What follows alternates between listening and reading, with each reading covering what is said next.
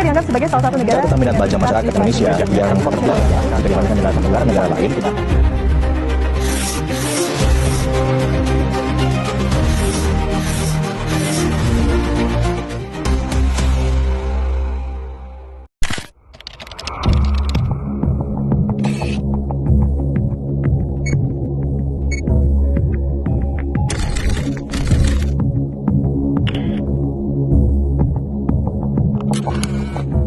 Setiap tempat menyimpan pengetahuan, setiap tradisi menyimpan makna, dan setiap generasi memiliki tanggung jawab untuk membacanya.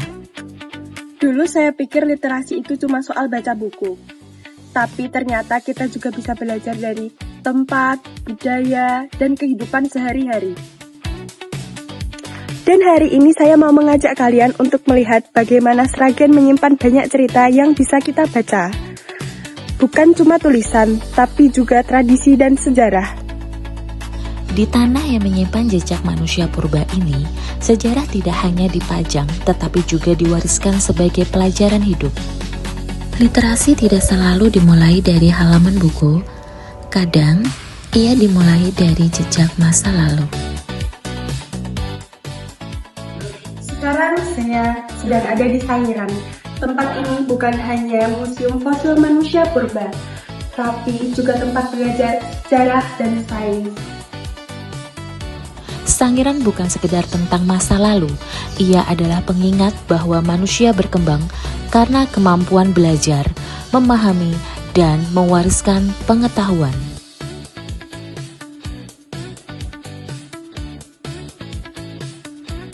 Literasi membuat manusia tidak hanya melihat dunia, tetapi juga memahami arti di baliknya.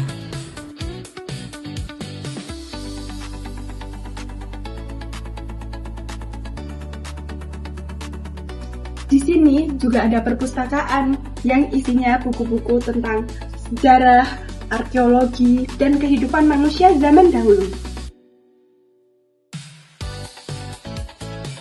Jadi, kita nggak cuma lihat fosil, tapi kita juga bisa membaca dan memahami cerita di baliknya.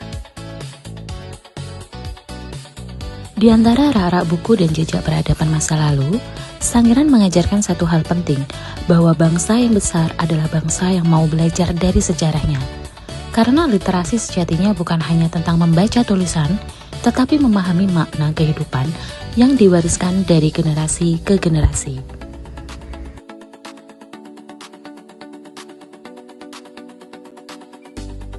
Dari Sangiran saya belajar bahwa literasi bukan hanya membaca tulisan, tapi juga membaca jejak zaman.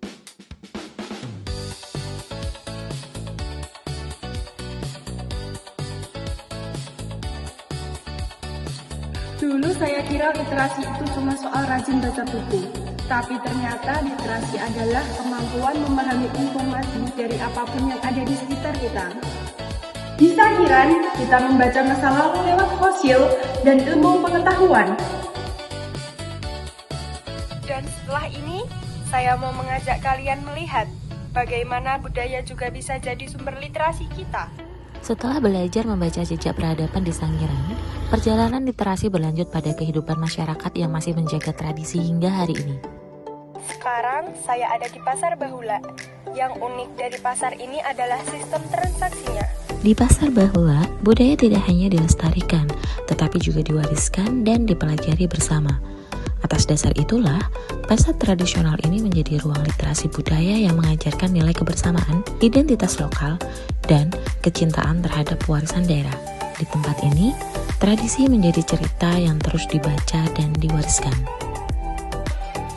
Di sini pengunjung tidak bisa memakai uang biasa. Kita harus menukarkan uang di loket dengan keping kelapa yang digunakan untuk alat pembayaran. Unik banget kan? Budaya adalah bahasa kehidupan.